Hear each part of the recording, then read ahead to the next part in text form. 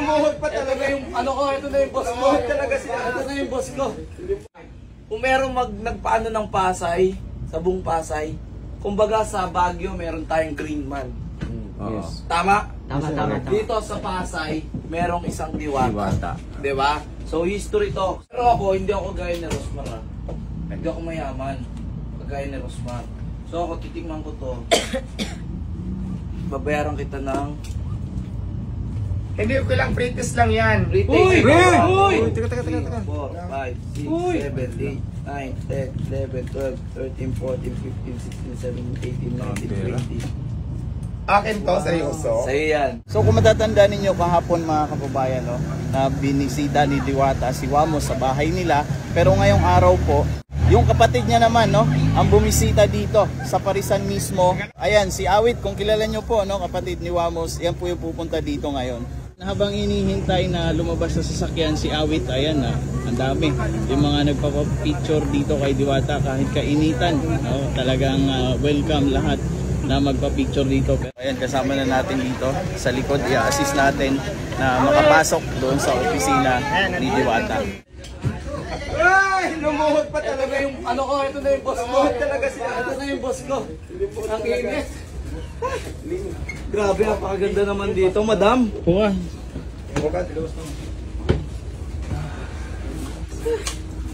Asan si Alvin TV? Ito po, ito ang idol ko. Ano madam, ito ang idol ko, ano? Pasara na. Ayan si Alvin, hinahanap mo, ayan siya. Oo, apaka-pogi pala. May regalo ako sa kanya, guys. Uy! Ano kaya yung... Sana all! Ano kaya? Surprise! Regalo natin kay Madam Diwata. Mamaya na, syempre. Dapat. Ako alam ko na. Ano? Yung kwintas mo. Parang maghihirap agad tayo na ito pagka binigyan natin ito. Patay kang bata ka. Kung hindi naman yung bracelet mo kaya. Yoy! Mamili ka dito. Uy, Wow. alam mo, kahit alin dyan, yung kwintas pwede na. Saring lang, joke lang yan. Joke lang yan. Sobrang yaman, sobrang successful. Grabe ka naman. Hindi tayo mayaman. Gumanda lang ako pero hindi pa ako mayaman. Mamaya, di ba, pupus yan, tapos sasabihin ko, sasabit ako sa kasigatan ni Diwata ngayon. Di ba? Maganda ka na dati pa. Wala pa akong yaman, sa totoo lang, hindi pa ako mayaman. Nagkaroon ako ng pera dahil binigyan ako ni Rosmar. Pero yung sabihin mo yung personal na pera ko. Sobrang humble niya. No? Hindi pa. Low profile. Hindi, wala pa talaga as in. Hindi siya yung... Ako kasi mayabang ako sa Sokmed. Kaya ako nagkapera dahil may nagbigay sa akin. Pero ayun naman, nakatabi. Gusto ko hindi mo nabawasan hanggat maaari kung kaya kong dagdagan ko muna. Pero if ever na kailangan na talaga, kailangan siya gamitin. Bakit hindi? So ganun kasang mindset ko. Hindi mo naman magagalaw yun kasi una sa lahat. Hanggat maaari nga, kung kailangan dagdagan, kung kaya kong dagdagan. Bakit hindi? Diba? Nandito ka na eh. Ang dami kayang gustong mapunta sa posisyon mo ngayon. Pero ako naman, di ba naghanap buhay ako, so hindi naman talaga ako umaasa din sa mga bigay-bigay. Oo. Pero pag may nagbigay na hindi naman tayo nanghingi, syempre kailangan natin tanggapin, di ba? At magpasalamat kasi hindi naman tayo nanghingi. Kumbaga, dumating na lang sa yung blessings na yan na hindi naman natin hiningi. Bibigay naman ng pusa. Yun. Kasi alam ng Diyos na mabuti kang tao. Yung iba dyan, sige, maraming nagtitindang pares sa mga kalsada. Pero bakit mas binless ka ni Lord? Kasi isa lang ibig sabihin nun, sa kang totoong tao. Yes, kasi naniwala talaga kapag ang swerte dumating sa'yo, darating talaga at darating yan, kung para sa'yo. Kasi ako naman, di ba, ang haba na din ng labang ko ng mga kahirapan sa buhay. Hindi ako sumuko. So, sabi ko nga, ang swerte pag dumating sa'yo, bigla na dumarating. Ang importante dito is huwag kang sumuko sa hamon ng buhay. Kung may nangangarap ka, gawin mo na, aksyonan mo na. Kasi hindi malayo marting mo yung pangarap mo at gusto mo sa buhay kapag in-actionan mo. Di ba? Pag sinukuan mo, wala ka. Hindi maabot yung pangarap mo, sumuko ka eh. Kasi dati napanood ko na siya eh. Panood ko na siya, guys. Saan? Sa balita? Sa balita. Ang ganda ko doon, ano? Sakto lang, pero mas maganda ka ngayon eh. Kasi dati, di ba? Makita mo siya, may parang may ano pa siya, benda ba dito? Ay, yun nga yun, ang ganda ko kaya doon. Mas maganda ka ngayon. Ayoko magsinungaling eh, mas maganda ka ngayon. Kumbaga Kasi siyempre yung mga time na yun, ay yung nasa Na- tulay ako, marami nakapanood kasi nag-viral din yan noon yung balita dati. Yung mga moment na yun, ay yung nakatrap ako sa Ilalman Tulay. So, yun. Pero ano na yun, siguro mga 2016 yun, ilang years na din ano, nakakalipas. Pero yun nga, hindi makakalimutan kasi tumatak din siya noon dahil nga nag-viral.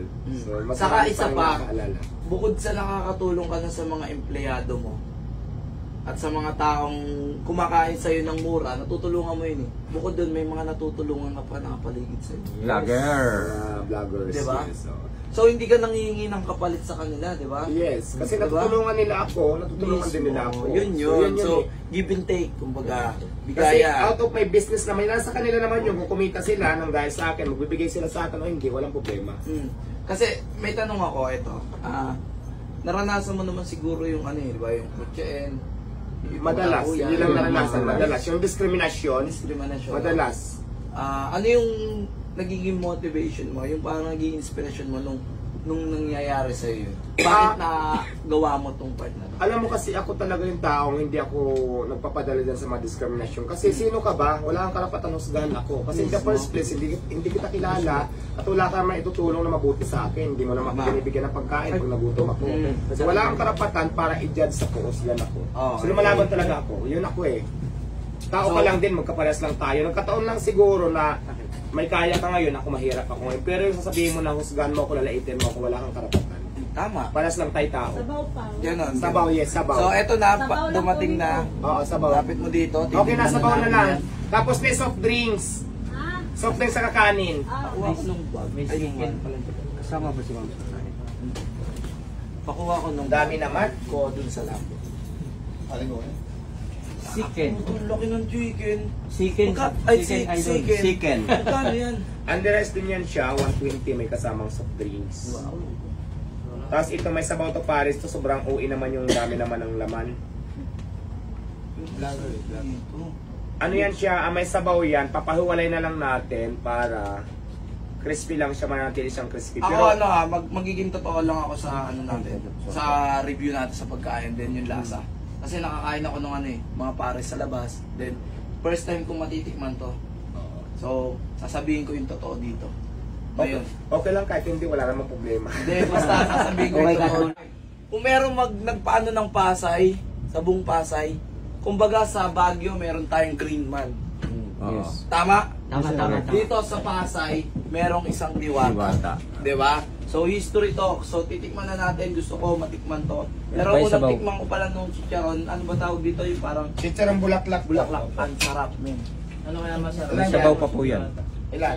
Wow, sarap. Diyan, masarap siya. Swear, mamatay. Yung pakibilisan ng kanin at saka yung condiments kamo, sabihin mo condiments. Nakainin. Sabaw. Cut tayo sa dalawang moment. Ha?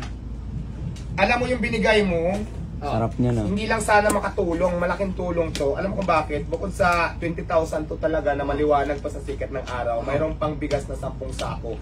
Ang laking bagay niyan, laking tulong nito para sa tindahan ko. Hindi, sa akin naman gusto ko na bilang pasasalamat ba, 'di ba? Alam ko naman na si Diwata na kahit wala kang iabot diyan, wala kang ano diyan. Ako, hindi siya nagtanong sa akin kagabi, mamatay man. Nag-call kami. Sobrang humble niya sa call and nakita mo naman nung tumawag ako sa kanya, punta lang ako. 'Di ba? Oo, wala naman ganun talaga. Lahat ng vlogger sabi ko sa'yo, welcome lahat. Hindi ako, kung may bayaran dyan, hindi ako nagpabayad. Hindi naman yun ang lakad ko eh. Oo. Basta ako, mas masaya na ako yung napopromote yung business ko, na ibablog ng mga sikat na mga influencer. Doon pa lang masaya na ako.